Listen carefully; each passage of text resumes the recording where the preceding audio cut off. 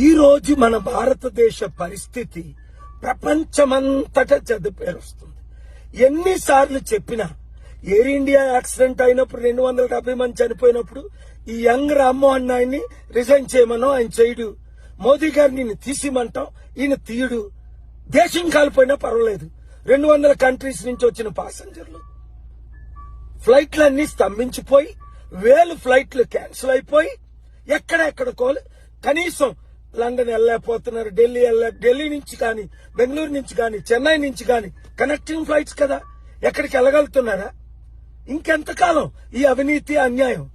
Media మిత్రులారా, నేను నిన్న బెంగళూరులో చేరటానికి 8 గంటలు పట్టింది హైదరాబాద్ నుంచి.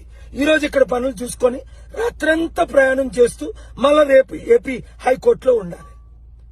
3 హెలికాప్టర్లో తిరిగినోండి, 2 స్పెషల్ ఫ్లైట్, నా సొంత ఫ్లైట్ లో 747 లో తిరిగినోండి. నాకే ఎంత నరకం అయితే సాధారణ ప్రజలకి ఇంకెంత నరకం? ఎప్పుడు ఈ దేశం బాగుపడుతుంది? మీడియా మిత్రులారా, మోదీకి చేరినంత వరకు మీరు ట్యాగ్ చేయండి. రామ్మోహన్ నాయుడు ఏవియేషన్ మినిస్టర్ రాజీనామా చేసినంత వరకు ఈ వీడియో ప్లే చేయండి.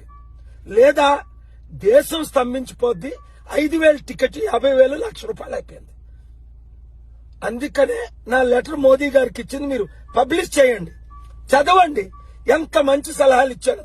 ప్రాబ్లమ్స్ అన్ని సాల్వ్ అయిపోతాయి. ఈ వీడియో అందరికీ షేర్ చేయండి.